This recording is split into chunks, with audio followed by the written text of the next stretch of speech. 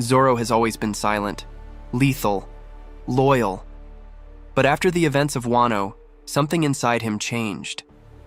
The awakened king's haki wasn't just a test of strength, it was a sign, a calling. In this theory, you'll discover why Zoro needs to train again, and how he's the forgotten piece of an ancient bloodline tied to the will of the D, the silence of Zoro. Roronoa Zoro, the right-hand man of the future pirate king. The first to believe, in Luffy. The first to follow without demand, without doubt, without hesitation. But even after hundreds of chapters, Zoro remains an enigma. Why does a swordsman from the East Blue, trained in a modest dojo, have a haki do rei, something considered extremely rare even among the most powerful in the world? Why was he single-handedly able to cut down Kaido, a feat not all Yonko have accomplished? Why, in so many situations, does he demonstrate a presence that commands respect even among the cruelest? These questions have intrigued fans for years, and now, with the revelation that Zoro actually carries the Haoshoku haki, the theory begins to consolidate. Zoro is not just a swordsman.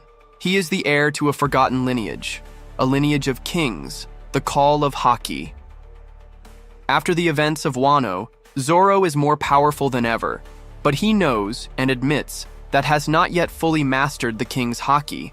The fight against King made that clear. Zoro managed to channel Haoshoku, but it was instinctive, brutal, unstable, and that's why he decides to train again. But not with Mihawk, not with common swordsmen.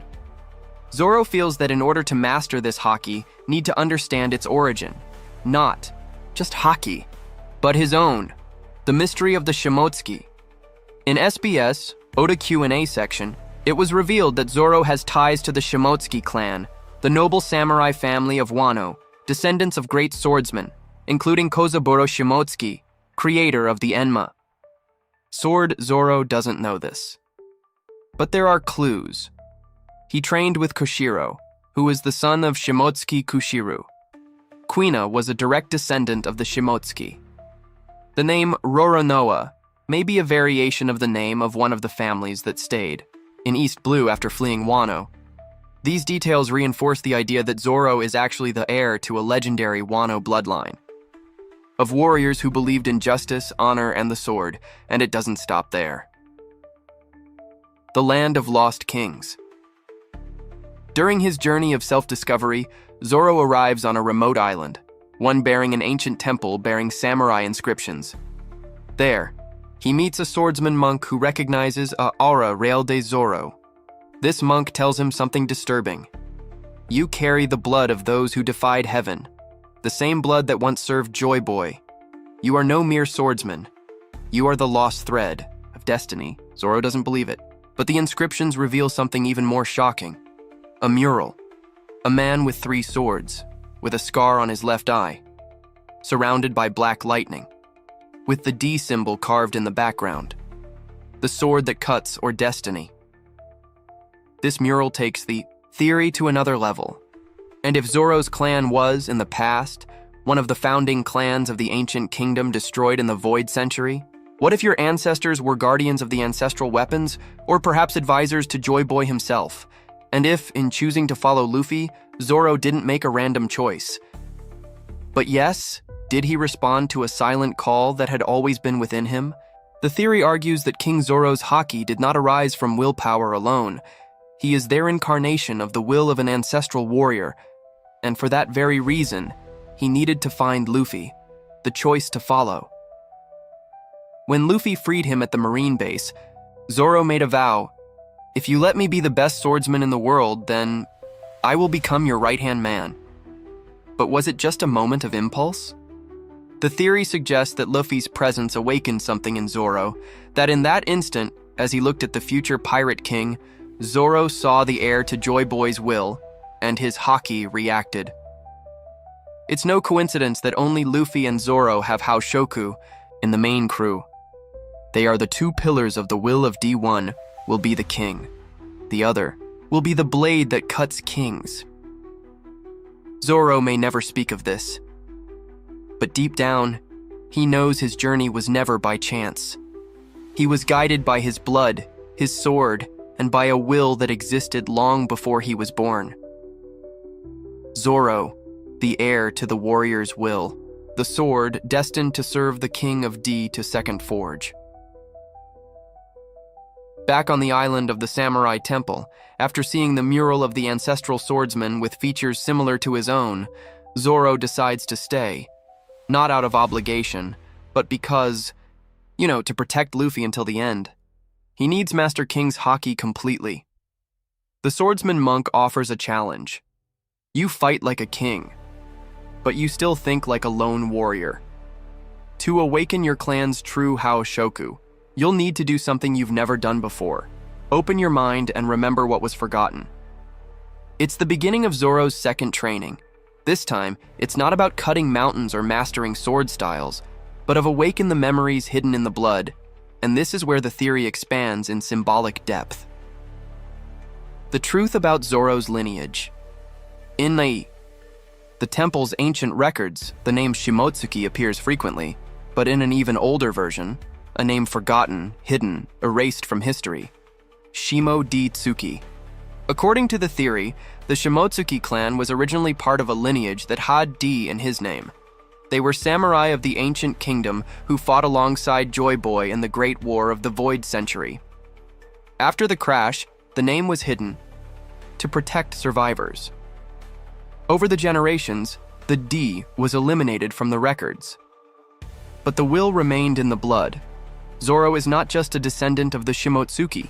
He is the last heir of the D, of the swordsman, the awakening of the supreme Haoshoku. During meditation and blind combat training, Zoro enters a state of expanded consciousness. In this state, he sees figures of ancient warriors, all with 3 swords, all with scarred eyes. They don't speak. They just stare at him.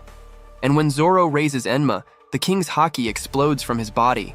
But this time, not in destructive waves. It is a Haoshoku that shapes the swords around him, as if the ancestors themselves were lending their will to the blade. This new state is described as Kensei no Hao, the king of blades, a rare form of king's haki that can only be used by swordsmen with ancient royal bloodlines. And it is at that moment that Zoro understands. He doesn't need to be a king. It needs to be the sword of the right king. The prophecy of the swordsman of D among the temple manuscripts. There is an erased passage from the Void Century records that reads, "When the sun smiles again, and the drum of freedom sounds, the blade of lost kings will rise beside the one who will rend the sky." Zoro, who has always ignored prophecies and symbols, feels a strange connection. The sun, the reference to the god Nika, the drum, the beat of Luffy's gear. 5, and the blade of lost kings. It's him, the sword that cuts the impossible. The one who opened the heavens against Kaido. The silent shield that never retreats. Zoro isn't just in Luffy's crew, it was written to be. The return and the silent oath. Zoro returns to the ship. No one knows what he went through. But something changed. He doesn't speak, but Luffy smiles when he sees him. "Did you train well, Marimo? Enough to protect you until the end." And that's all they need to say. The theory holds that this moment will mark the turning point, because when the war against the world government breaks out, Zoro will be the key to taking down the final Guardians, the Holy Knights, the Admirals, maybe even Imu. The final duel. At the climax of One Piece, when everything is about to fall apart, it will take more than strength. It will take someone to cut their own destiny. Zoro, with the Kensei no Hao activated, will be the one to face the greatest swordsman of the ancient world, perhaps even a secret warrior from the Void Century. And in that moment, the voice from your past will echo. You don't wield a sword. You are the sword. Zoro will understand that it was never about him. It was about what he represents. Unbreakable loyalty. The silent force that sustains the D, the king's sword. In the end, Luffy will be the pirate king, but not without Zoro. Zoro? Zoro will be the one who ensured that the throne of freedom would not be usurped. The will of the D is not inherited only in name. It manifests itself in those who, even without understanding, follow it to the end. A Zoro. I always knew where to cut. What did you think of this theory? Click the like button and subscribe to the channel so you don't miss any videos. See you next time. Bye.